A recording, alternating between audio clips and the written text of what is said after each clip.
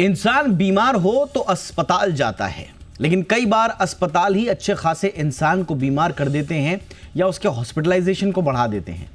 Medical term में इसे health care associated infection यानी कि HAI कहते हैं और इसी के तहत आता है सर्जिकल साइट इन्फेक्शन यानी ऑपरेशन के दौरान मरीज को इन्फेक्शन हो जाना। आप जानकर चौंक जाएंगे कि ICMR ने अपनी ताज़ा स्टडी में खुलासा किया है कि देश में हर साल 15 लाख मरीज सर्जरी के बाद खतरनाक संक्रमण का शिकार हो रहे हैं। मेरा नाम है दीपक डोभाल, आप देख रहे हैं आपकी खबर आपका फायदा और आज हम इसी विषय पर चर्चा करेंगे। जानेंगे कैसे हमारे हॉस्पिटल्स ही बीमारियां फैलाने का अड्डा बनते जा रहे हैं। पहले देखिए ये रिपोर्ट। मैं लौट रहा हूं खास मेहमानों के साथ।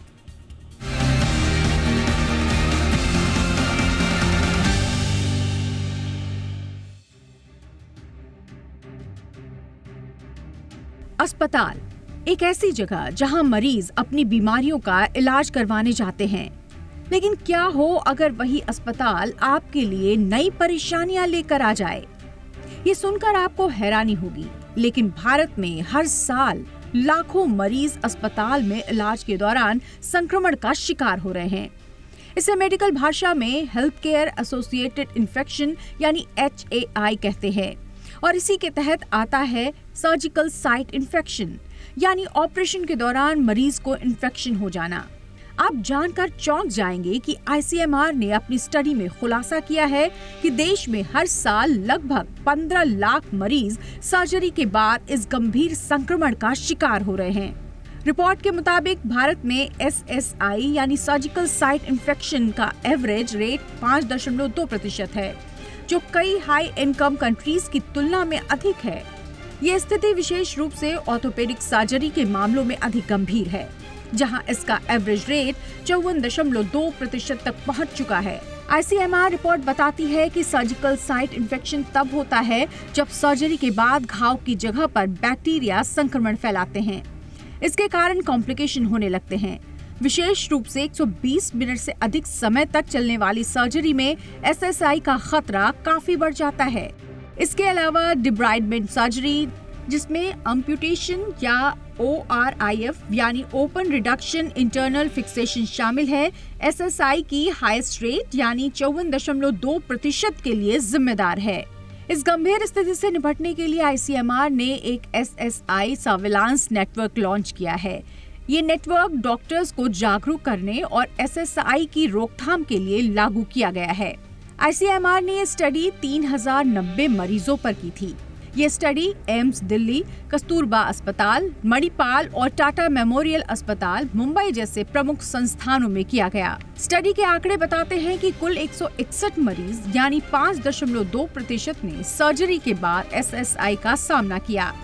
ऑर्थोपेडिक सर्जरी में SSI की सबसे अधिक दर 54.2% पाई गई, जो वैश्विक स्तर पर भी चिंता का विषय है। स्टडी में ये भी पाया गया कि SSI के 66% मामले मरीजों के अस्पताल में छुट्टी मिलने के बाद सामने आए। इस स्टडी के मुताबिक सर्जरी के समय को कम करना और संक्रमण रोधी उपायों को मजबूत करना जरूरी है। इसके अलावा अस्पतालों में पोस्ट डिस्चार्ज सर्विलांस की प्रक्रिया को अनिवार्य करना होगा। मेडिकल स्टाफ के लिए SSI रोकने के लिए नियमित प्रशिक्षण और जागरूकता कार्यक्रम चलाना जरूरी है, तभी सर्जिकल साइट इन्फेक्शन के मामलों को कम किया जा सकता है। ब्यूरो रिपोर्ट, जी मीडिया। बहुत खास मेहमान इस वक्त हमारे साथ जुड़ चुके हैं। डॉक्टर सुनीला गर्ग हैं हमारे साथ, एडवाइजर हैं ICMR की और जानी मानी स्वास्थ्य पॉलिसी विशेषज्ञ भी हैं। बहुत बहुत स्वागत है मैम आपका हमारे शो पे। डॉक्टर याकेश यादव सर हमारे साथ जुड़ चुके हैं, प्रोफेसर हैं, कार्डियोलॉजी एम्स में जुड़े हुए हैं। डॉक्टर राकेश यादव, बहुत बहुत स्वागत है सर आपका, गुड इवनिंग। और हमारे साथ हैं doctor Jatin Ahuja, senior consultant infectious diseases specialist हैं, इंद्रप्रस्थ अपोलो हॉस्पिटल से जुड़े हुए। बहुत बहुत स्वागत है डॉक्टर आहूजा आपका हमारे शो पे।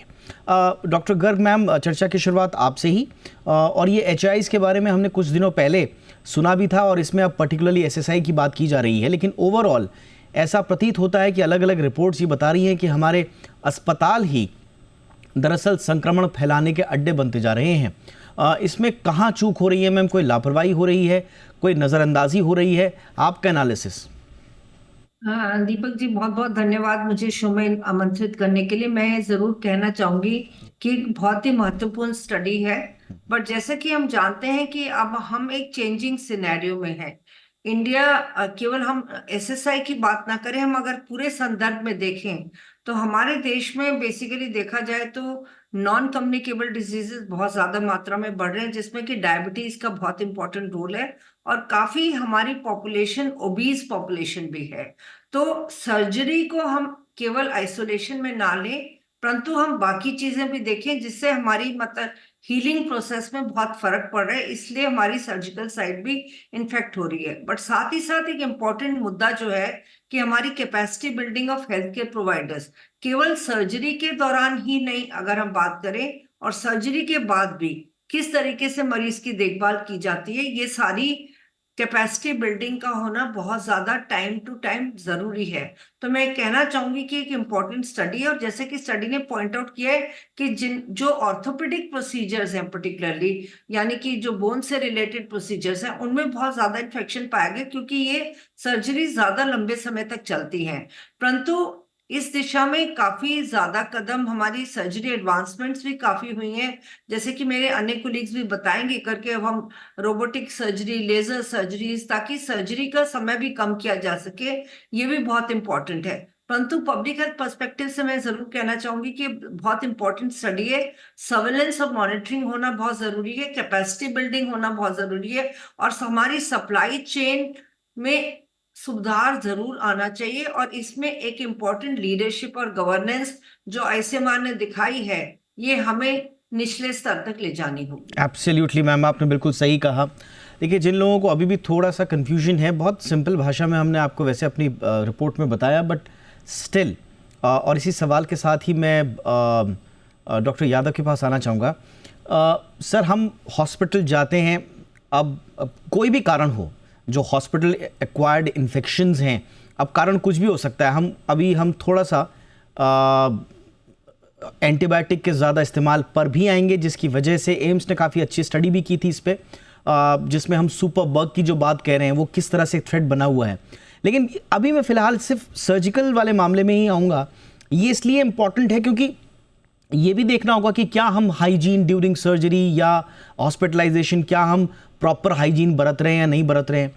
पोस्ट सर्जरी केयर क्या हम कर पा रहे हैं, नहीं कर पा रहे हैं। और ये इसलिए ज़रूरी है क्योंकि थोड़ा सा भी गड़बड़ अगर हॉस्पिटल के पार्ट से हाइजीन के लेवल पर, केयर के लेवल पर हुई, तो फिर एडिशनल मेडिकेशन मरीज को करनी पड़ जाती हैं, एक्स्ट्रा सर्जरीज करनी पड़ जाती हैं, लॉन्गर हॉस्पिटल स्टेज हो जाते हैं।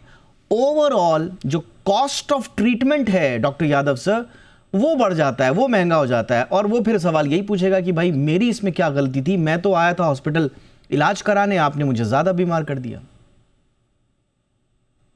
ये आपने बिल्कुल सही बोला है। ये सारा का सारा जो सर्जिकल इन्फेक्शन है, ये हॉस्पिटल का दिया हुआ है। अगर आप प्रॉपर प्रिकॉशन लें, बहुत बार देखा, जैसे हम अपनी एम्स में कहते हैं, हमारे यहाँ पेसमेकर लगता है, वो भी सर्जिकल इन्फेक्शन हो सकता है। पेसमेकर इन्फेक्ट होके आते हैं, बाहर के बहुत मरीज आते हैं हमारे पास।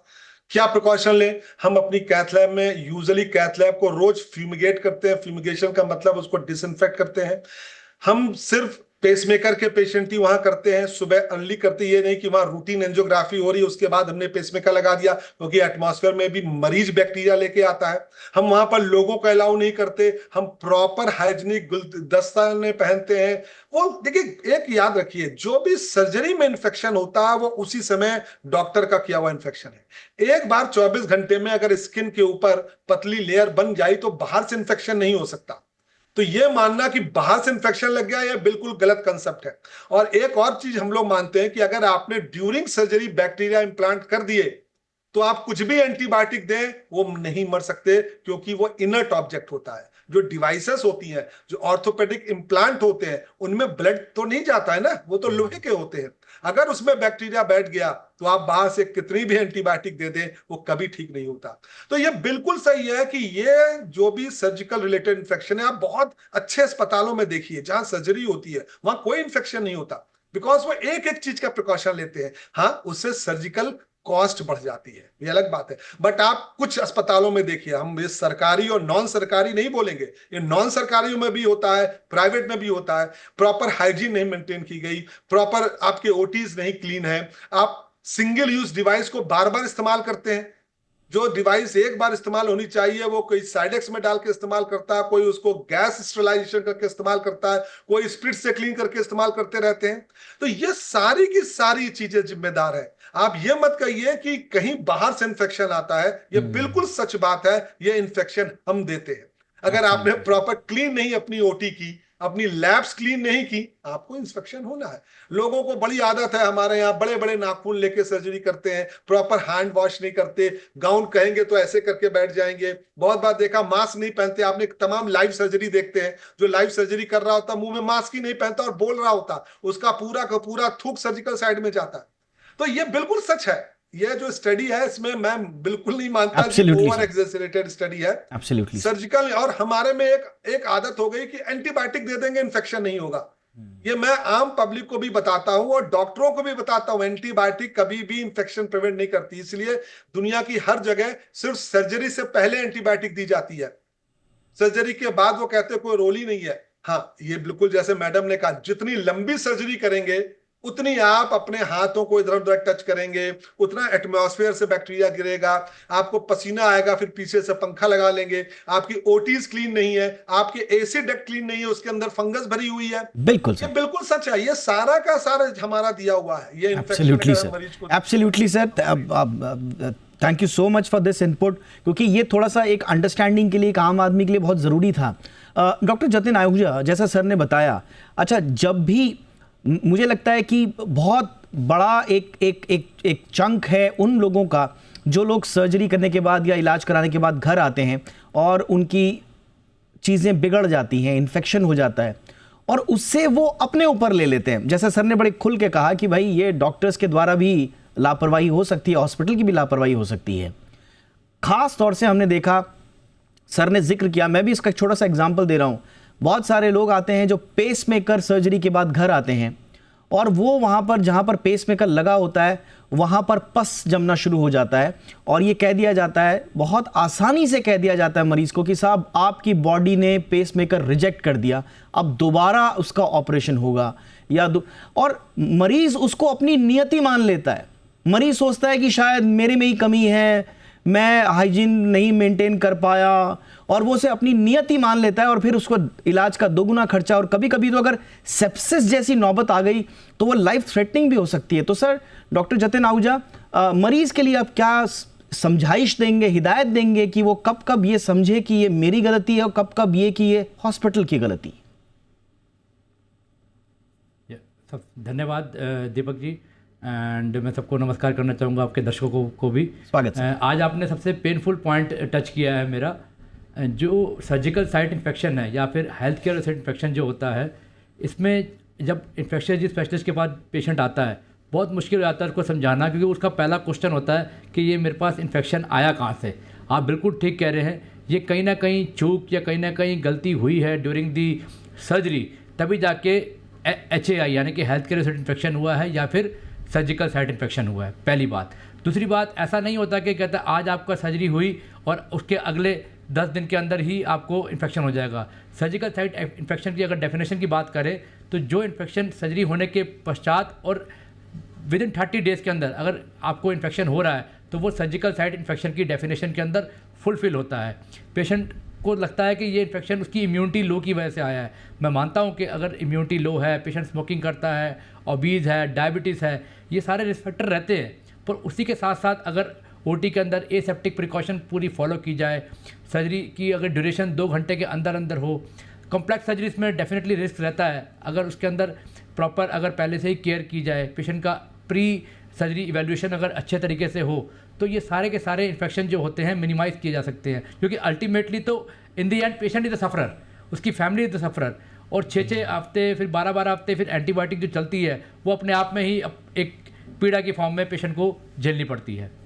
एब्सोल्युटली सर, और ये पूरा सर्किल बनता है और जिसका जिक्र हम बार बार करते रहे हैं, फिर आप वही करेंगे एंटीबायोटिक्स। और डॉक्टर यादव ने तो बहुत क्लियरली कहा कि वो इस्तेमाल, उसका कोई फ़ायदा ही नहीं है, और उसके बावजूद अगर आप बिना किसी उसकी ज़रूरत के अगर आप एंटीबायोटिक का इस्तेमाल कर रहे हैं, चाहे वो ड्यूरिंग सर्जरी है या पोस्ट सर्जरी है, तो फिर बाद में वो सुपर बग में कन्वर्ट होगा ही होगा, उसमें एंटी माइक्रोबियल रेजिस्टेंस जैसे केसेस आएंगे ही आएंगे। और ये सिर्फ एक मरीज के लिए नहीं बल्कि पूरी मानव जाति के लिए कितना बड़ा खतरा बन चुका है, इस पर हम ऑलरेडी चर्चा करते रहे हैं, करते भी रहेंगे।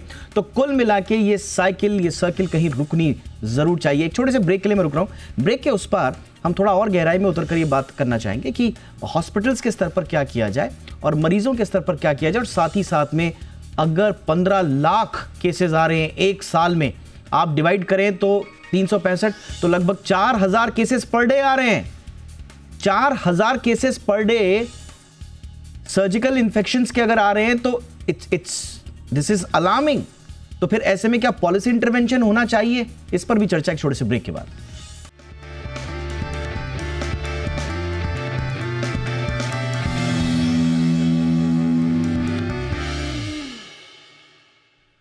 ब्रेक के बाद आपका स्वागत है। तो अस्पताल जाओ लेकिन बीमार होकर आओ, ये फलसफा और ये चरितार्थ एक तरह से होता हुआ नजर आ रहा है। बड़ी चिंताजनक बात है, लेकिन आईसीएमआर की ताज़ा स्टडी बताती है हर साल 15 लाख के आसपास जो हैं वो सर्जिकल इन्फेक्शंस हो रहे हैं। तो इसलिए आज हम इस पर चर्चा कर रहे हैं। गर्ग मैम, इसमें मैम पॉलिसी इंटरवेंशन, सरकारी इंटरवेंशन क्या अब होना चाहिए? जैसे मैंने बताया नंबर्स बहुत ज़्यादा है मैम, 15 लाख पर ईयर। ये एक बहुत इंपॉर्टेंट आपने क्वेश्चन उठाया और मैं कहना चाहूंगी कि पॉलिसी लेवल पे ऑलरेडी रिक्वायरमेंट है कि हर एक हॉस्पिटल में हॉस्पिटल एसोसिएटेड इन्फेक्शन कमेटी हो और टाइम टू टाइम वो इंस्पेक्ट करे कि कितने केसेस सर्जिकल इंटरवेंशन के दौरान या सर्जरीज के द्वारा हो रहे हैं और कितने केसेस अदरवाइज हो रहे हैं। तो और प्लस कैसे कैसे हर एक हॉस्पिटल की अपनी अपनी प्रोटोकॉल बनती है कि कैसे हमने डिफरेंट साइट्स को, चाहे वो ऑपरेशन थिएटर्स हैं, चाहे वो वार्ड्स हैं, चाहे वो नॉर्मल एरियाज हैं, किस तरीके से हमें रेगुलरली उनको इंस्पेक्ट करना है। जो माइक्रो ऑर्गेनिजम्स हैं, किस तरह से ओटीज को हमने फ्यूमिगेट करना है। तो जैसे डॉक्टर यादव बता रहे थे, टाइम टू टाइम हमें बहुत इंपॉर्टेंट मेजर्स लेने हैं। तो already policy is in place, but implementation of policy is very very important. तो उसका सर्वेलेंस होना जरूरी है। हमारी एक ऑलरेडी स्टडी हो चुकी है प्रोवाइडर्स प्रैक्टिसेस के ऊपर, सिमिलर सर्जरीज के, जो कि ऑब्स्टेटिक्स एंड गायनेकोलॉजी से रिलेटेड थे, सिजेरियन सेक्शंस वगैरह से। तो हमने देखा कि काफी साइट्स में बहुत वेरिएशन है। तो कम से कम एक तो सर्जिकल प्रोसीजर है, दूसरा स्टैंडर्ड ऑपरेटिंग प्रोसीजर क्या है, इसकी मॉनिटरिंग होनी बहुत जरूरी है। कैपेसिटी बिल्डिंग ऑफ प्रोवाइडर्स होनी बहुत जरूरी है। टाइमली डिस्चार्ज होना, ये नहीं कि मरीज को अगर जरूरत है 4 दिन अस्पताल में रहने की, वो 8 दिन रह रहा है। तो ये इन चीजों का पॉलिसी इंप्लीमेंटेशन होना बहुत जरूरी है। तो मैं कहूँगी कि यहाँ पे हॉस्पिटल इन्फेक्शन कमेटी का, ये आपने बहुत सही वो दिया मैम कि जिस तरह से अलग अलग कमिटीज होती हैं, उसी तरह से अगर HAIs कमिटीज बन जाएं, हॉस्पिटल एक्वायर्ड इन्फेक्शन कमेटी या हॉस्पिटल इन्फेक्शन या हाइजीन कमेटी, इस तरह की कमिटीज बन जाएं तो शायद कुछ बात बने।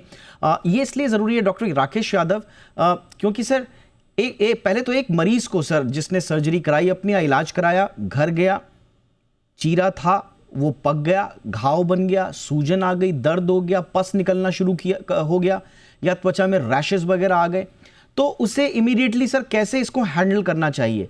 क्या वो पैनिक होके चला जाए कि बिल्कुल साहब हॉस्पिटल पे ब्लेम करना शुरू कर दे कि आप ही ने इन्फेक्शन दिया? तो ये एक आप सलाह क्या देंगे, कैसे पता चले कि ये हॉस्पिटल से आया है और हॉस्पिटल की जिम्मेदारी भी तय हो पाए, लेकिन बिना किसी फसाद के, लड़ाई झगड़े के? आप किस तरह की सलाह देंगे? 2 चीज है। एक सर्जरी वो होती है जिसमें कोई इम्प्लांट नहीं जाता, जैसे आपने अपेंडिक्स की सर्जरी कर दी, इसमें कोई इम्प्लांट अंदर नहीं गया। एक सर्जरी होती है जिसमें हम इम्प्लांट लगाते हैं, जैसे ऑर्थोपेडिक सर्जरी है, आपने नेल लगाई, आपने प्लेट लगाई, आपने टोटल नी रिप्लेसमेंट किया। कार्डियोलॉजी की है जिसमें आपने पेसमेकर डाला, स्टंट डाला, और भी बहुत चीजें जहां इम्प्लांट डलते हैं। एक चीज याद रखिए, अगर वो इम्प्लांट इन्फेक्ट हो गया तो आपके पास दूसरा कोई रास्ता नहीं है उस इम्प्लांट को निकाल के दूसरा डालना।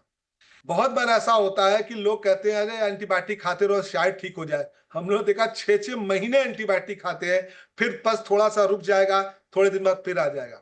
तो एक चीज बिल्कुल याद रखिए कि अगर आप में इम्प्लांट डला है और आपको पस डिस्चार्ज हो रहा है और पस ये अंदर तक है, इम्प्लांट साइड तक है, कृपया करके एंटीबायोटिक खिला खिला के मरीजों की ऐसी तैसी ना करें, उस इम्प्लांट को निकालें, वो जल्दी इलाज होगा। और दूसरी बात है, ये सारा हॉस्पिटल एक्वायर्ड इन्फेक्शन है, इनके ज्यादातर बैक्टीरिया कॉमन एंटीबायोटिक से रेजिस्टेंस होते हैं, इसलिए एंटीबायोटिक भी 3rd जनरेशन 4th जनरेशन शुरू करनी पड़ती है, जो कॉस्टली बहुत है। और जैसे आपने कहा, जब हम 4th जनरेशन एंटीबायोटिक ऐसे ही रूटीन यूज करेंगे तो एंटीबायोटिक रेजिस्टेंस इनसे भी हो जाएगा। लास्ट में कुछ ऐसे बग होंगे जिसे सुपर बग कहते हैं, जिनका कोई इलाज ही नहीं होता।